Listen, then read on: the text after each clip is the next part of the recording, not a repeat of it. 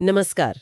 आज हम गुजरात के सोमनाथ मंदिर पर बात करने वाले हैं। जी सोमनाथ, और खास तौर पे 1025 ईस्वी में जो महमूद गजनवी का हमला हुआ था उस पे। हाँ, हमारे पास कुछ जानकारी है सोमनाथ आक्रमण, लूट और पुनरुत्थान नाम के दस्तावेज से। तो कोशिश करेंगे कि इस घटना के कारण क्या हुआ था और इसका असर क्या रहा, इसे समझें। बिल्कुल। तो सोमनाथ मंदिर जो प्रभास पाटन गुजरात में है, ये धार्मिक रूप से बहुत महत्वपूर्ण है। हाँ, 12 ज्योतिर्लिंगों में से एक है ना, शिव जी का। ये है शिव जी का, जिन्हें सोमनाथ कहते हैं, मतलब चंद्रमा के स्वामी। और इसका जिक्र तो पुराने ग्रंथों में भी है, जैसे ऋग्वेद, पुराण वगैरह में। और सिर्फ धार्मिक ही नहीं, कहते हैं उस जमाने में ये मंदिर बेइंतहा अमीर भी था। हाँ, बहुत ज्यादा। सोना, चांदी, जवाहरात, मतलब खजाने का भंडार था एक तरह से। तो ये एक प्रतीक बन गया था हिंदू शक्ति का, गौरव का। सही कहा। और शायद यही चीज बाहरी हमलावरों की नजर में खटकती थी। जैसे महमूद गजनवी, वो कौन था, मतलब कहाँ का शासक था? महमूद गजनवी वो गजनवी साम्राज्य का शासक था जो आज के अफगानिस्तान वाले इलाके में था, और उसने भारत पर कई हमले किए। कहते हैं 1000 से 1027 के बीच कोई 17 बार। 17 बार? उसके इरादे क्या थे? मतलब सिर्फ दौलत लूटना या कुछ और भी? देखिए, इरादे तो मिले जिले थे। दौलत लूटना तो एक बड़ा मकसद था ही।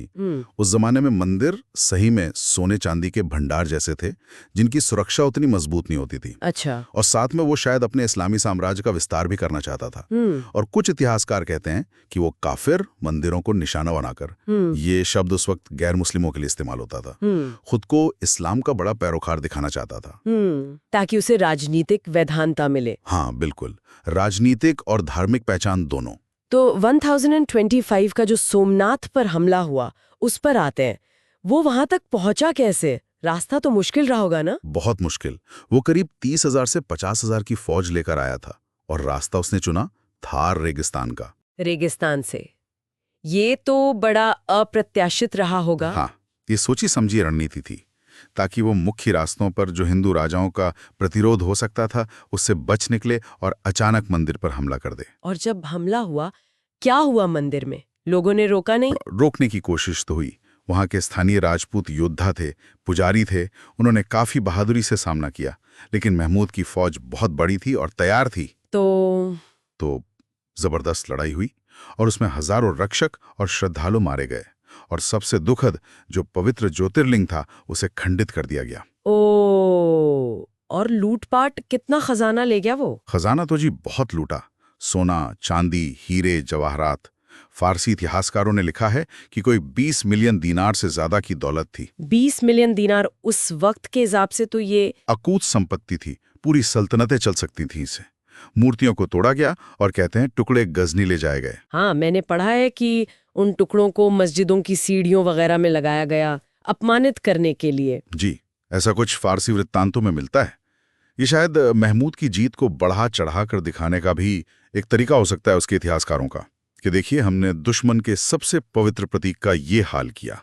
तो ये सवाल फिर उठता है कि हमला असल में धार्मिक था या राजनीतिक, या सिर्फ पैसे के लिए? ये बड़ा जटिल सवाल है। शायद तीनों का मिश्रण था। महमूद ने खुद को इस्लाम के चैंपियन की तरह पेश किया, उसके इतिहासकारों ने इसे जिहाद का नाम दिया। लेकिन सिर्फ धर्म की बात नहीं थी। सोमनाथ जैसे अमीर मंदिर पर हमला मतलब सीधी दौलत, और इसे जीतना मतलब भारत और इस्लामी दुनिया में अपनी ताकत का सिक्का जमाना। तो ये ताकत और पैसे का खेल था जिसमें धर्म का इस्तेमाल किया गया। हाँ, ऐसा कहा जा सकता है। एक तरह से रणनीतिक हमला था ये, जिसके कई पहलू थे। इस हमले का असर क्या हुआ सोमनाथ पर और भारत पर? सोमनाथ मंदिर तो खैर पूरी तरह तबाह हो गया। बाद में कई बार बना, फिर टूटा।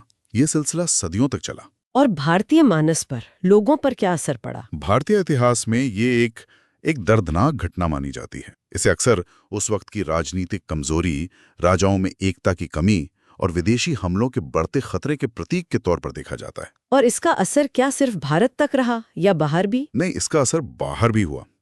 इस्लामी दुनिया में महमूद की प्रतिष्ठा बहुत बढ़ गई, और भारत की जो बेहिसाब दौलत की कहानियां फैली, उसमें आगे चलकर दूसरे हमलावरों को भी यहां आने का न्योता दिया, जैसे तुर्क, अफगान, मुगल। लेकिन सोमनाथ की कहानी सिर्फ तबाही की नहीं है, ये बार बार उठ खड़े होने की भी कहानी है। बिल्कुल सही कहा आपने।